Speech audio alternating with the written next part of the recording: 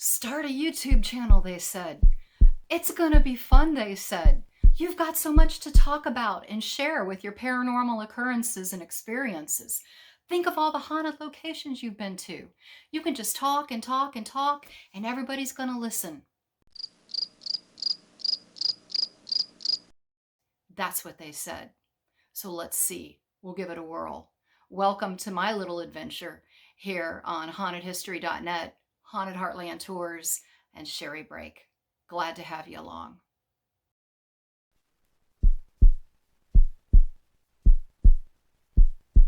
All right, let's start at the beginning. With every story, there's a beginning. When I was about 2 years old, I had an imaginary playmate who, and this is kind of creepy, he would appear to me underneath the kitchen table at my parents' home in Canton, Ohio. This creepy dude was dressed in a black suit, white shirt, had a stringy white necktie, real thin, had gray, white, kind of shocky looking hair sticking straight up. And he was so tall that when he was underneath the table with me, he was all hunched over like this. Okay, now keep in mind, I'm 2 years old, only child.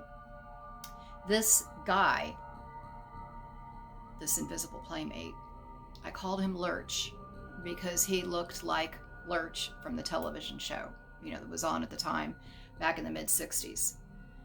And this Addams Family type character.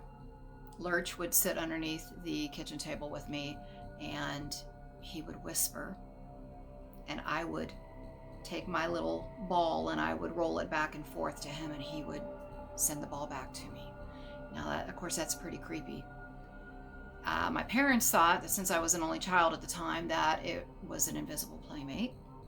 But there has been some research that has been done that shows that children who have invisible playmates, well, they're really not invisible playmates. There are many names that people use: ghosts, spirits, entities, and old-time names like phantoms and specters and haints. Call them what you want, but they are unusual. There's a certain window of time, it seems, with children where they can see, hear, sense, and feel things that people, or we as most adults, cannot, usually from the ages of 1 to even 5 years old. I think the reason that children can see ghosts and spirits is because they don't realize that they don't exist or haven't been told this common belief held by most adults. Over the last 30 years of investigating, I've had a multitude of people inform me of experiences like, my child talks to someone I can't see. My grandchild points in the corner and says he sees Grandpa, a grandpa that has long since passed away. It can be quite unsettling to the adult, especially if that adult is a non-believer. But as children, their innocence, their energy, I think that the spirits, the ghosts, the entity, whatever you want to call them, are intrigued with them, their energy, their playfulness, and I think that's why you have so many children who are sensitive or see ghosts or see spirits.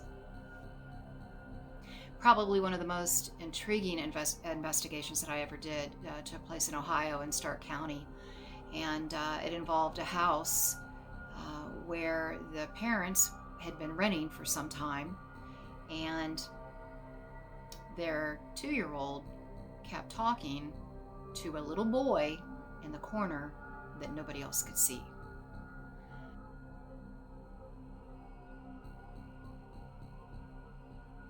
So the parents, they were thinking, invisible playmate, overactive imagination. Why is our child over in the corner talking and conversing animatedly to somebody that we can't see? They dealt with that for a few months, and then it seemed like the activity around the house started to increase. Things would move around on their own. The husband would blame the wife would blame the husband.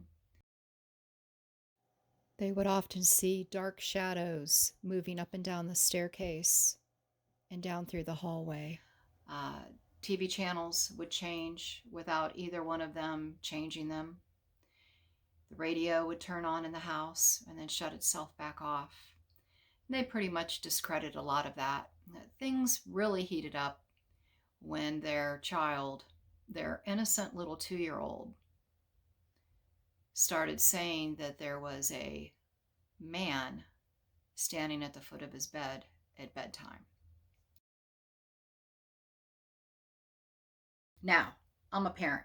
Of course, my kids are older now. They're in their mid to late 20s. When a child comes to you and says, "Mommy, there's a man standing at the foot of my bed," you pay attention. This continued on for a while, and that's why I got the phone call. The investigation was pretty uneventful.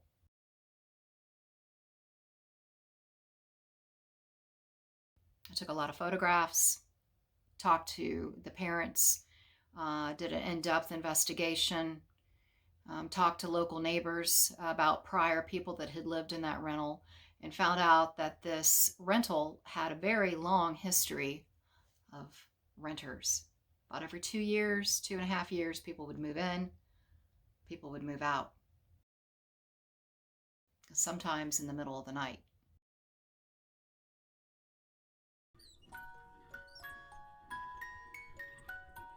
There on the investigation, it was pretty quiet. Nothing moved, didn't see anything, didn't feel anything. Nothing appeared in my photographs. And it wasn't until about 3 days later, when I was playing back my audio tape, that I heard this.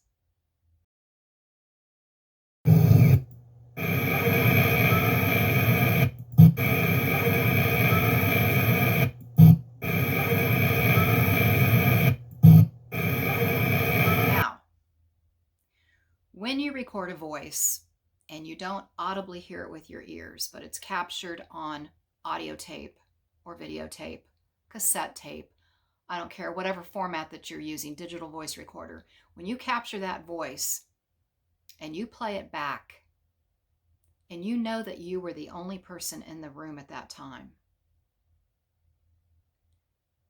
it can get kind of freaky. And there you have it. Just an interesting story about children's voices and investigations and things that go bump in the night. I hope you enjoyed this first segment, and I look forward to talking to you guys in the future and sharing history, sharing some of my scary things that have happened on investigations. You know, I've got almost 30 years under my belt, and I look forward to sharing this with you all soon. So if you liked what you saw, give me a thumbs up, subscribe, and here's to more adventures together in the future. Stay scary.